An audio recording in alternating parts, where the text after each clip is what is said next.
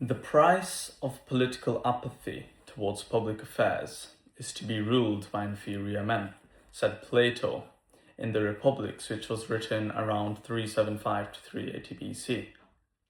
And by inferior men, Plato meant men who are consistently driven by materialistic desires, such as power, money, and pleasures.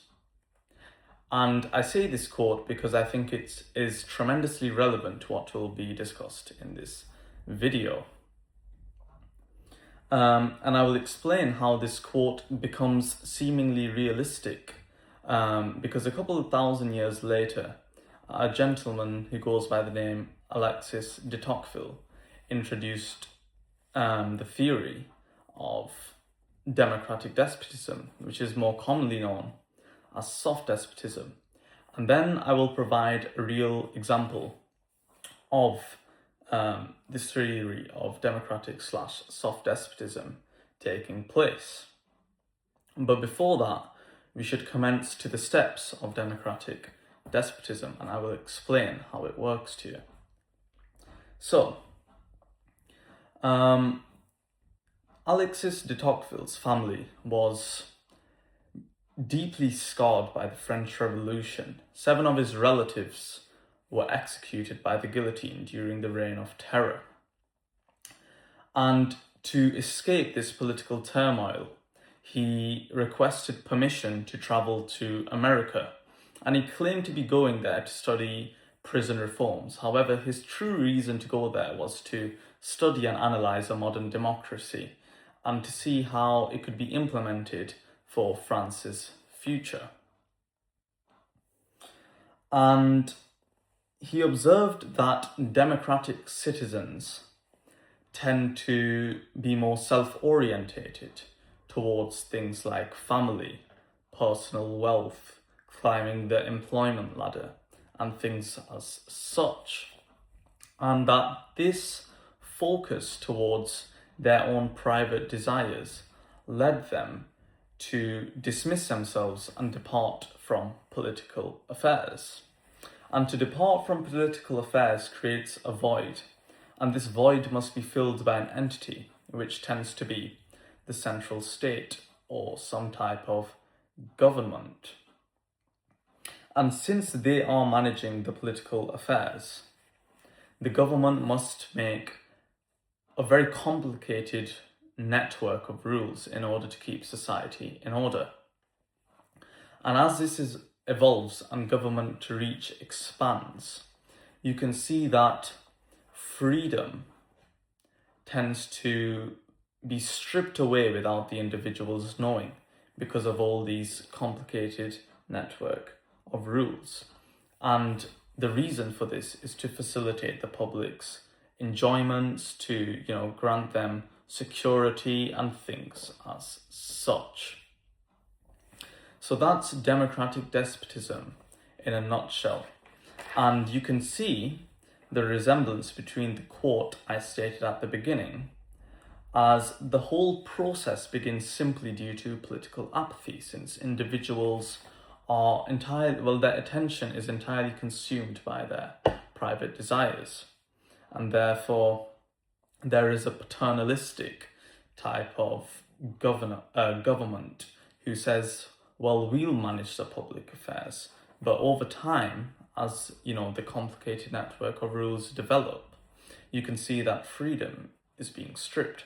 And as I also said at the beginning of the video, I'll provide a real example of this occurring. Now, I've written this case study on this piece of paper over here, and I will read it out to you. And it's based on the country of Venezuela. And it goes, following the 1958 transition to democracy, Venezuela entered an economic golden age due to the 1970s oil boom. The middle class exploded and became focused on their personal upward mobility. Since life was comfortable and the economy felt secure, the average Venezuelan citizen began to view active civic duty as unnecessary. So you can see that these first 2 phases of democratic despotism are clearly being portrayed so far. And due to this, a vacuum opened. And the central government in Caracas was eagerly given the authority to manage everything. And in 1976, the state nationalized oil. And instead of the public protesting this consolidation of power, a tremendous consolidation of power, they welcomed it. And with total control over the nation's primary source of wealth, the central government transformed into a classic paternalistic guardian, which is, what is portrayed by democratic despotism. And instead of using terror, presidents like Carlos Andrés Pérez acted as a benevolent, wealthy parent through heavily subsidizing education, electricity, and food, and also providing millions of public sector jobs. And to manage this, Caracas had to expand its rules, generating a network of regulations. And I'm sure this is sounding very familiar to what I was just saying before. And this was done through strict price controls and dense labor regulations. And this meant private businesses couldn't operate freely, erasing the independent will of the citizen. And this is where the freedom part kind of enters. Because now that this, huge network of rules has came, there are lots of guidelines that citizens must follow. And they notice that, their freedom has gradually been stripped as they are limited as into how businesses can behave, etc. So that would be the case study.